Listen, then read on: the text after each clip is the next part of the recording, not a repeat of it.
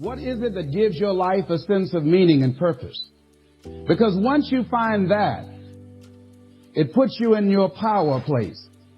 See, if you know what your life work is, I encourage you to start working on it.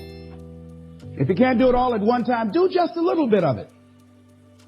And if you don't know what it is that you showed up to do, if you don't know why you're here, I encourage you to find out what your purpose is here. What is the meaning of your life? What will be different? Have you ever asked yourself that question? I've done that. I remember coming from a friend of mine's funeral, and I was reflecting on how much time I had left. And I went for a walk in the park thinking about this guy whose life was so promising. And I mean, he wasn't an old guy. He was quite young, in fact. And I thought about all of the things that he said he was going to do, and he never got a chance to do those things.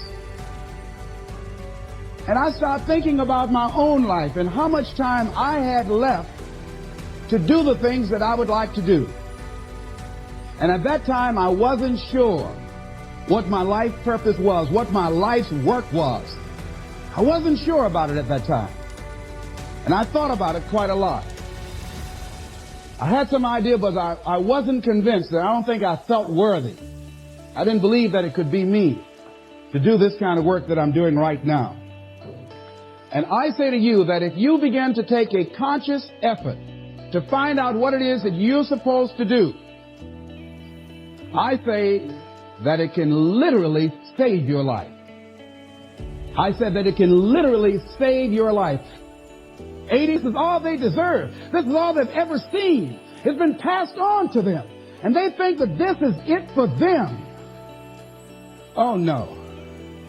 I was looking what Dr. Blanton, Smiley Blanton, who was a colleague of Dr. Norman Vincent Peale, what he said about fear. He said, fear is the most subtle and destructive of all human diseases.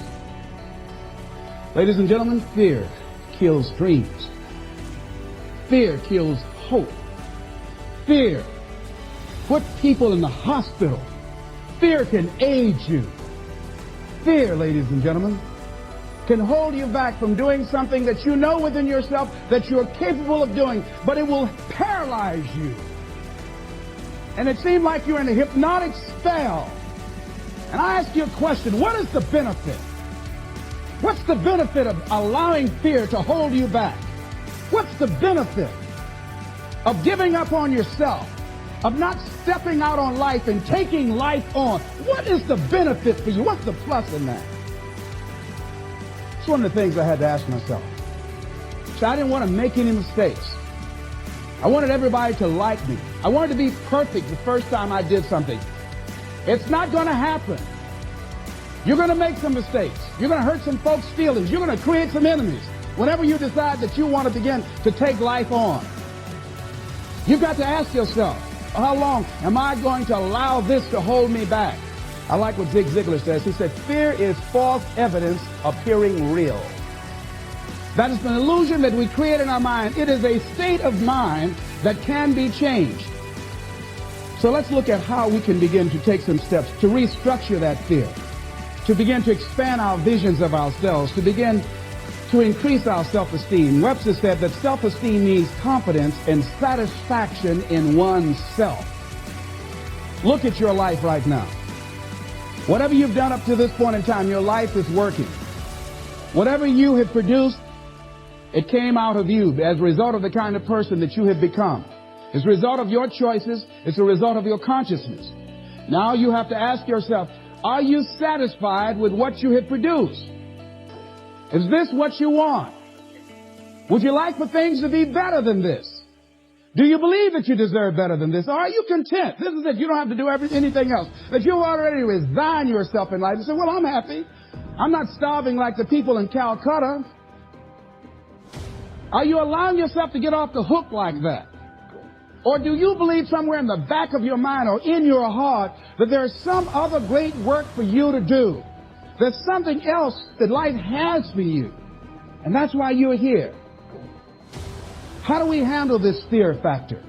How do we increase our self-esteem? You have to begin to fortify yourself. How do we do that?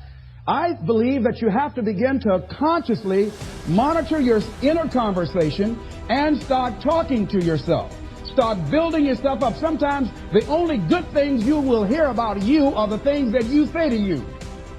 So I'm saying learn to be your own booster. Start building yourself up. Start encouraging yourself. Start saying, I can do this. I can make this happen. When I started thinking about becoming a speaker, I said, yes, I can do this. I can make this happen. When I start trying to convince myself I can be a businessman after flopping and failing and losing thousands of dollars and feeling stupid and dumb and having people take advantage of me because of what I didn't know, I had to talk to myself because people were saying to me that I was dumb. And somewhere in the back of my mind, I was saying, you're right. Look at what I've done. I had to say, no, Les. Hey, come on, man. Get your stuff together. You can handle this. You just haven't figured it out yet.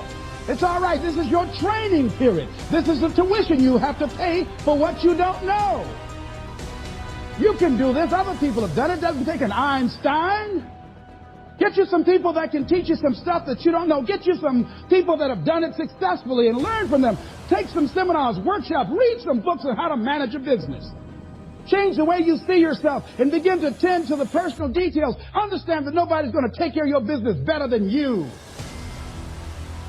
And when I start changing that kind of mindset of beating myself up because of my mistakes and start looking at the possibility of my doing better, of my making the adjustment that would enable me to do what I want to do successfully, things begin to change.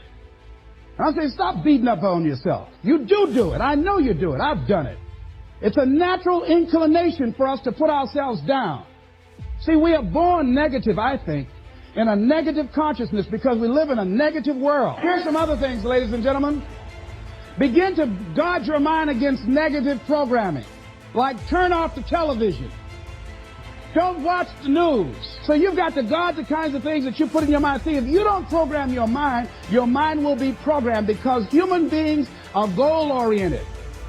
That's why we die of broken hearts early. That's why we're running through life to early graves. We're going through life, ladies and gentlemen. And I think that Henry David Thoreau said that most men live in quiet desperation. Most of us go through life running scared. So we created this in our minds, false evidence appearing real. We made it real in our minds.